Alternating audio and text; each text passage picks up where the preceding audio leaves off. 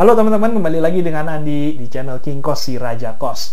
Video hari ini saya akan membahas tentang investasi properti.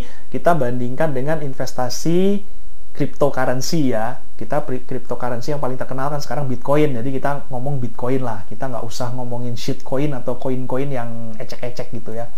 Oke teman-teman, kalau penasaran apa plus minusnya, kelebihan kekurangannya, silahkan simak video ini sampai habis.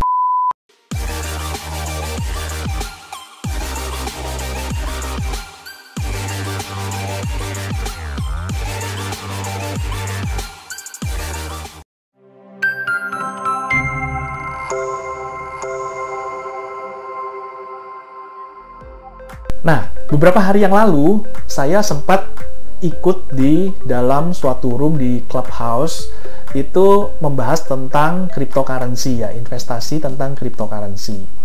Saya kan senang ya untuk denger-denger sesuatu yang baru, ilmu-ilmu yang baru. Nah, itu kan sekarang lagi ngetren banget ya, cryptocurrency itu kan lagi ngetren banget, Bitcoin itu lagi ngetren banget, dan kebanyakan yang main itu memang generasi-generasi muda, generasi milenial, generasi Z. Itu kayaknya seneng banget tuh main di situ. Nah, di room itu banyak perbincangan, banyak pendapat, si A ngomong ini, si B ngomong ini, si C ngomong ini, dan di situ saya sempat mendengar ada yang membandingkan antara investasi kripto dengan investasi properti. Mereka bilang, wah kalau gua mah males investasi properti.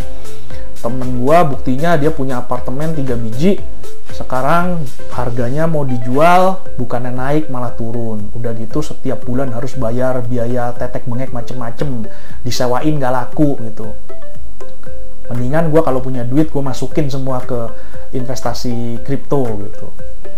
Dalam hati saya bilang, waduh kalau semua generasi muda berpikiran seperti ini, mereka punya duit, mereka nggak mau beli properti, dan mereka hanya mau dipakai semua invest masuk ke kripto. Dalam hati saya itu merasa happy. Karena apa? Karena saya usahanya kos-kosan.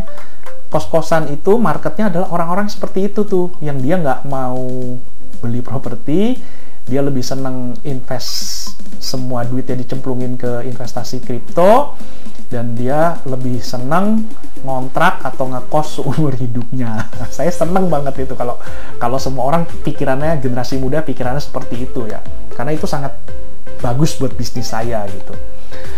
Itu nggak usah dibahas. Sekarang kita bahas masalah properti sama kripto ini ya. Kalau dari sisi saya pribadi, yang portofolio investasi saya itu 90% di properti, ya saya sih happy, enjoy dengan investasi properti saya, karena saya ngerasa properti itu memberikan return yang ya oke lah, masih menurut saya 10-20% per tahun itu masih cukup oke. Terus dengan resiko yang sangat rendah.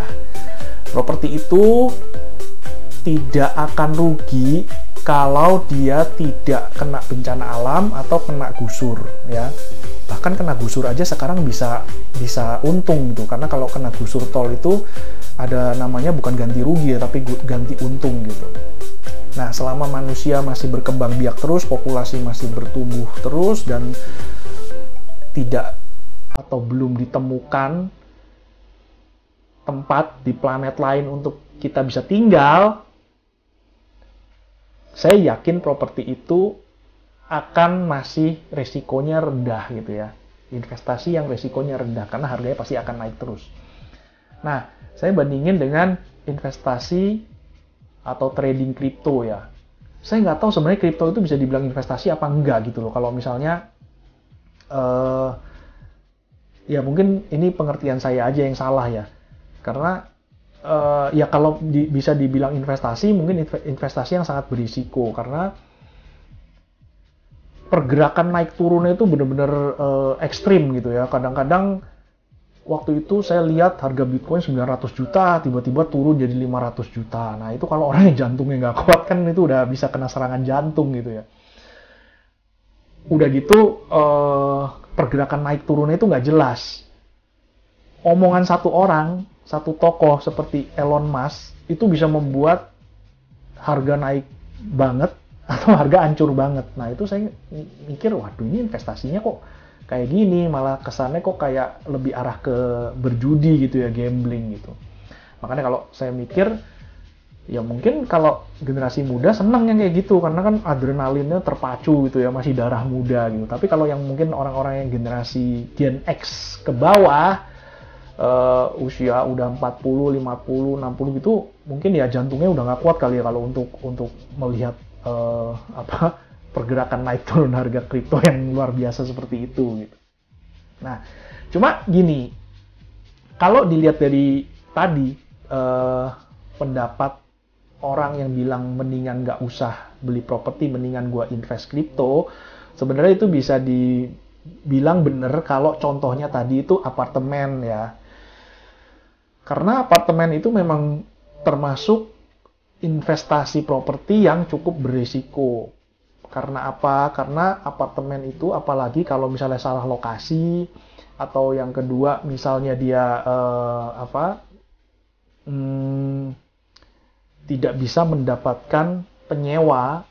Yang namanya apartemen itu bukan menjadi aset, tapi itu benar-benar menjadi liabilitas gitu. Karena biaya-biayanya yang harus dibayar tuh banyak sekali di apartemen itu gitu.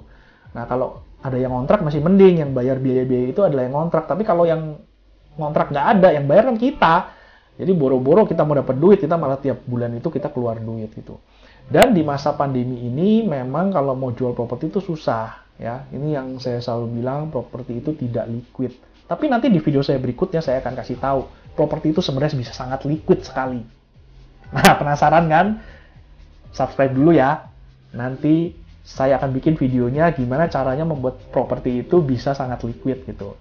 Nah, sekarang saya bandingkin dengan investasi kripto. Kalau investasi kripto, itu kita belinya itu kan harus pakai duit rupiah gitu ya. Kita harus pakai duit. Kita punya duit 100 juta ya kita bisa beli kriptonya itu senilai 100 juta gitu. Tinggal nanti naik turunnya seperti apa. Kalau naik ya kita 100 jutanya jadi misalnya jadi 200 juta. Kalau turun ya 100 juta misalnya jadi 50 juta gitu.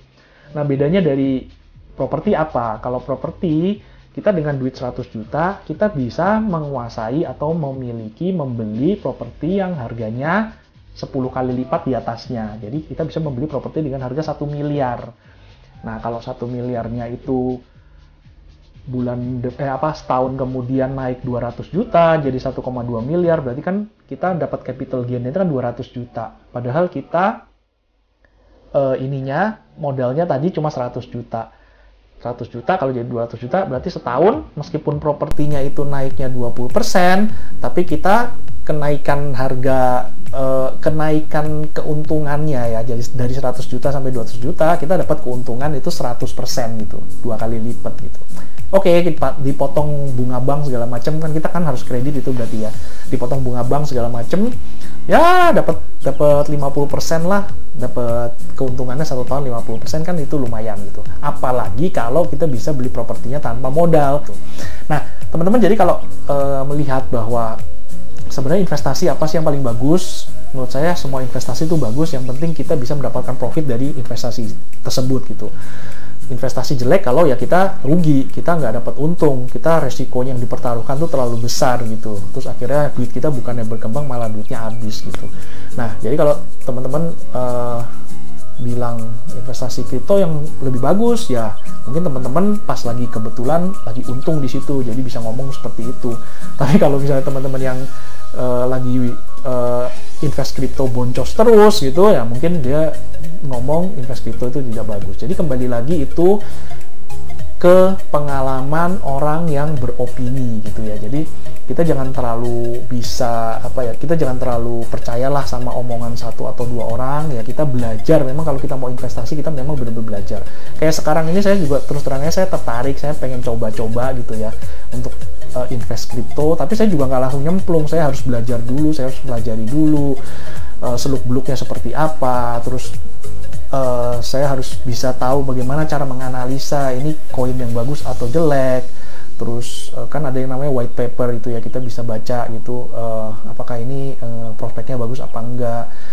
Ya pokoknya intinya kita sebelum investasi kita pelajari dulu, jangan ngawur, jangan FOMO. Sekarang kan banyak yang FOMO ya, cuma ikut-ikutan, influencer ngomong begini, ikut-ikutan semua. Nah itu menurut saya itu adalah suatu kekonyolan.